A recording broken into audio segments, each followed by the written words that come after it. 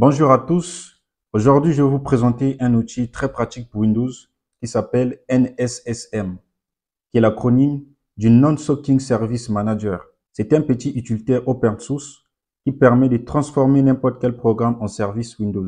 C'est utile pour les administrateurs système, mais aussi intéressant côté cybersécurité, notamment pour la persistance et la post-exploitation. Restez jusqu'à la fin, je vais vous présenter deux aspects. NSSM signifie Non-Socking Service Manager. C'est un utilitaire qui remplace l'ancien srvani.exe de Microsoft, mais beaucoup plus fiable. En gros, ça sert à exécuter n'importe quelle application ou script comme un vrai service Windows. Voilà pourquoi c'est important pour les administrateurs afin d'automatiser les scripts, redémarrer automatiquement un programme qui plante ou lancer les applications au boot. Pour les pentesters, c'est intéressant pour installer discrètement un backdoor ou un agent de commande à distance ou encore les sites sous forme de service persistant. Pour télécharger NSSM, rendez-vous dans le site officiel, d'où d'ailleurs je vous laisserai le lien en description. Et une fois sur le site officiel, vous allez venir à ce niveau. Il va automatiquement lancer le téléchargement. Quand vous le constatez chez moi, c'est déjà téléchargé. Ensuite, une fois le fichier téléchargé en .zip, vous allez dézipper ce fichier et vous allez ensuite avoir le dossier qui sera à côté et vous allez choisir votre système, l'architecture de votre système. Pour mon cas, c'est une architecture 64 bits, donc je prends directement 64 bits ici.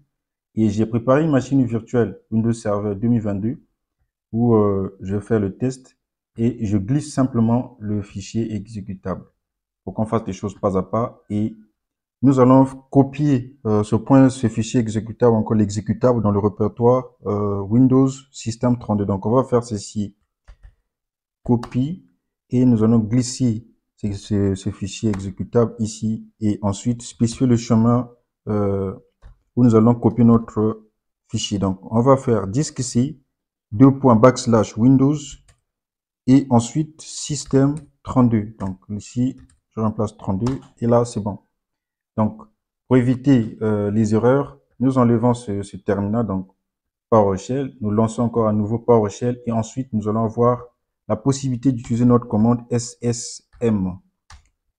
C'est très simple à utiliser, la syntaxe est très simple et c'est facile de se familiariser avec. Donc là, pour installer le nouveau service, il nous suffit simplement de faire nssm install le nom du service et ensuite associer le path de ce qui sera exécuté par ce nom de service. Le but de notre vidéo, c'est de tester l'outil NSSM dans le cadre de la cybersécurité. Nous allons prendre l'exécutable Netcat, qui est un outil qui permet de faire des shell inversées.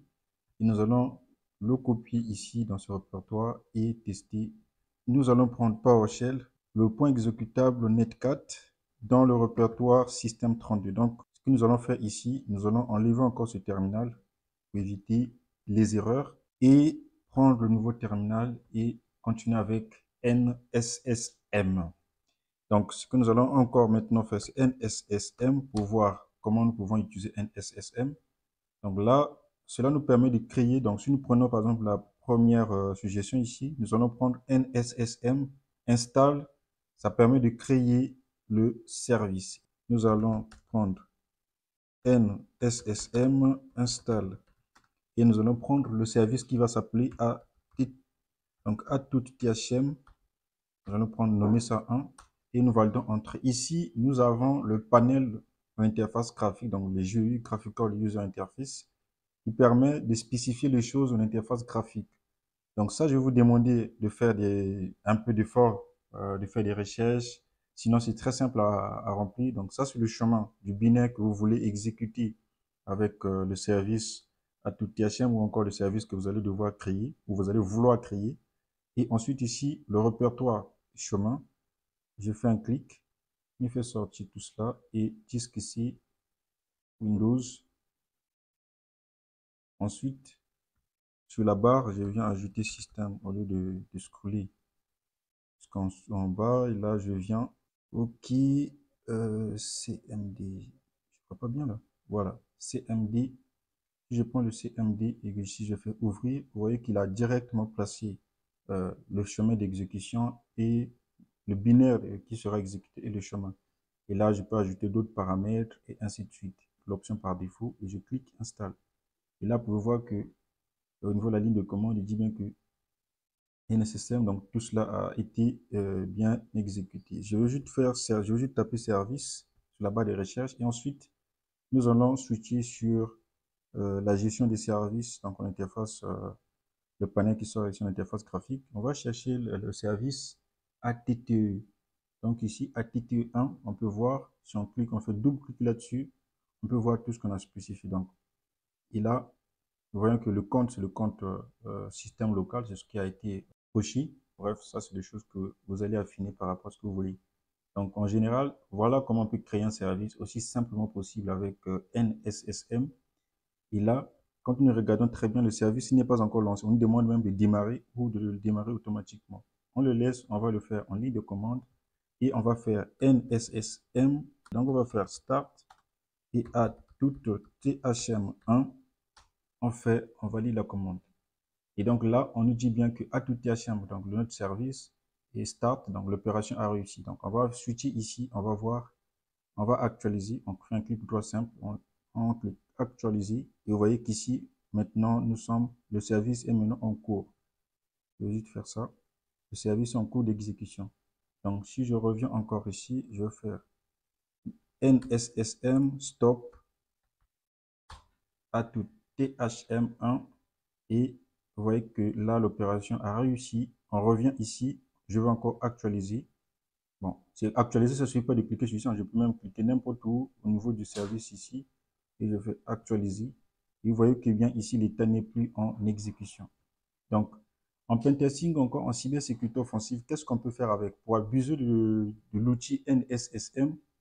Et ce qui est encore avantageux, c'est que vous pouvez constater qu'ici, au niveau de la sécurité Windows, donc je prends sécurité Windows, protection, voilà, vous allez constater que même, ça dit tous les pare-feux système, donc vous allez voir que là, tous les pare-feux système sont actifs, donc ça c'est par défaut, tout est activé, et aussi si je tape firewall, donc firewall, excusez-moi, .cpl, et les pare-feux réseau, les pare-feux domaine, pare-feux public, donc réseau public et privé sont actifs, donc rien ne va nous mentir ici que non, ce sont des choses qu'on doit aussi avec les pare-feux désactivés, non. Vous voyez très bien qu'ici, tout se passe clean, très normal, et il n'y a pas de choses à modifier. Donc ici, on revient sur notre sujet, sur la ligne de, donc je reviens sur la ligne de commande. Ce qu'on va faire, que j'ai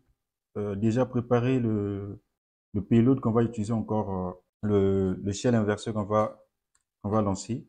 Ici, vous vous rappelez que dans le répertoire système 32, donc Windows System 32, j'ai placé Netcat, donc avec l'architecture 64 bits.exe, qui va lancer le CMD. Et ça, c'est ma machine physique. Donc, si je viens sur ma machine physique ici, automatiquement, là, je fais IP, comme vous pouvez le constater. Ici, mon adresse IP est en 192.168.169. Donc ici, je fais encore agrandir mon shell. Vous allez constater que je prends cette adresse IP pour que mon shell soit exécuté convenablement.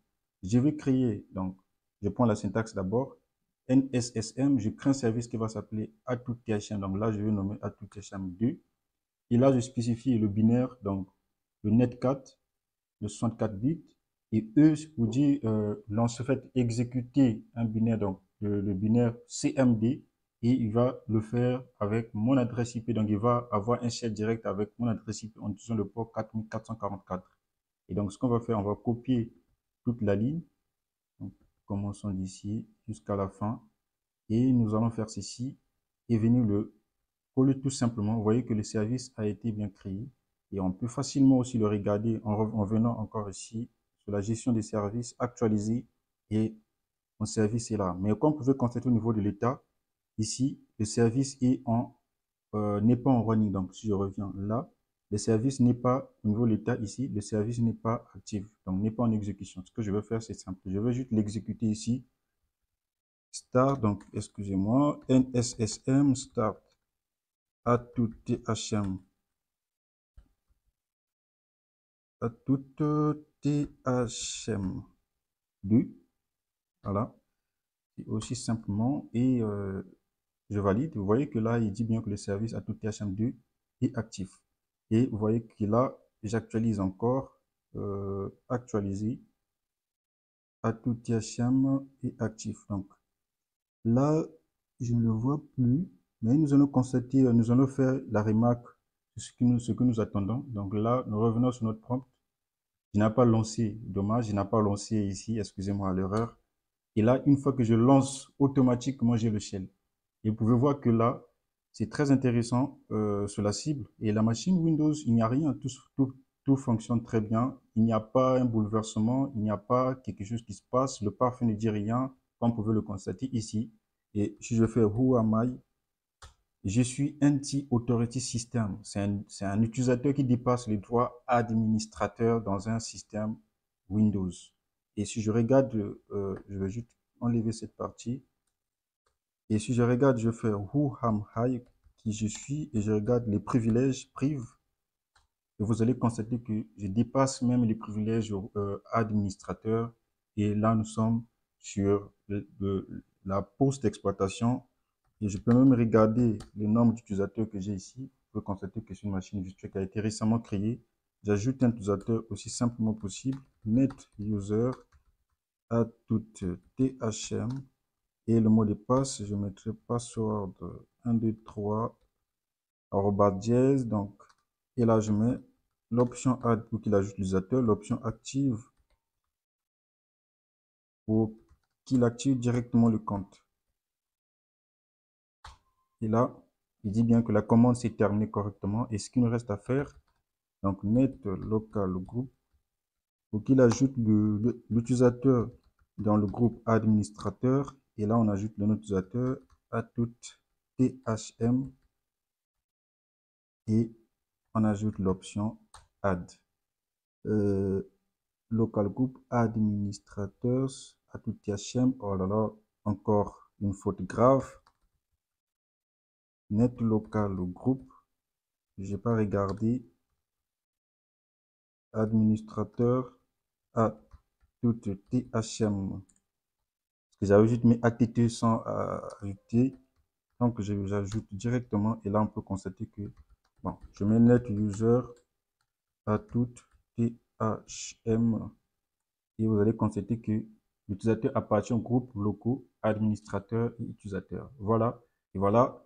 Merci pour suivre la vidéo. Je vous dis à la prochaine pour une nouvelle vidéo encore bien plus stimulante que celle-là. À très vite.